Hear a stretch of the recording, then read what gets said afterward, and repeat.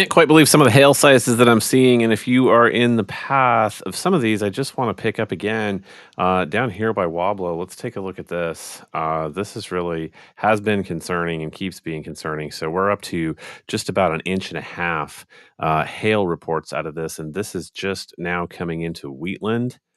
And this just looks a little bit south of Quincy, but let me show you. This is the potential. This is what we've been talking about. Look at the height of this storm. This is up to 40,000 feet. So this has been the potential we've been talking about, that this moisture would get pulled up and super cooled and come back down as huge rain. And so there is still a considerable hail core in this as this moves along. And so this is headed east northeast, and so right now this is crossing just to the west of Wheatland, and this is going to head continuing east northeast. So if you are in the path of this, and I'm out here looking toward Hermitage, I don't think this will clip you. I think this may come toward Cross Timbers, although your warning ends in about 23 minutes before it gets to you. Currently not picking up Fristo and just outside of Fairfield, but this is a damaging storm, and hail potential just continues. This is just not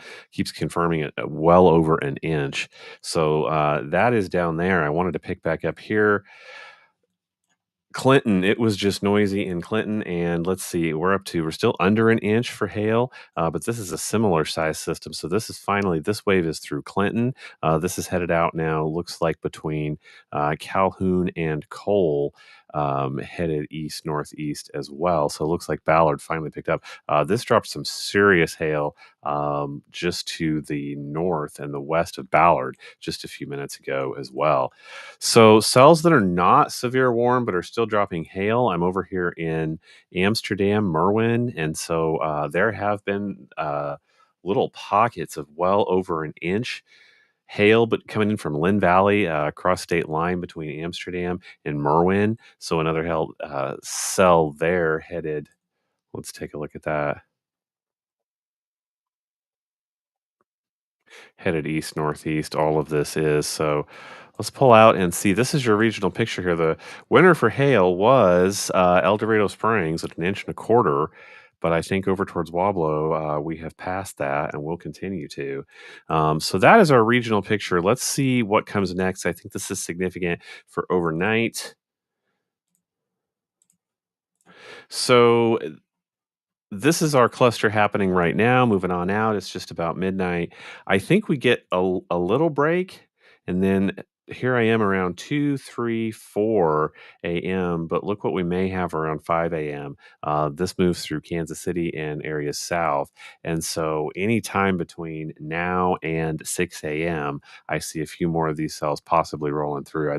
I'd say between 5 and 6 is our next busiest shot. But I will keep an eye on things here. That's what I see for right now. Let's take one more look at radar.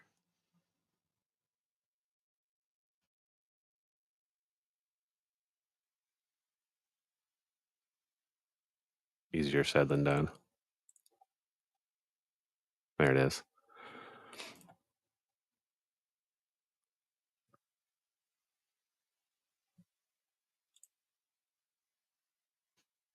So again, these are our two warned areas. Just finishing up with Ballard.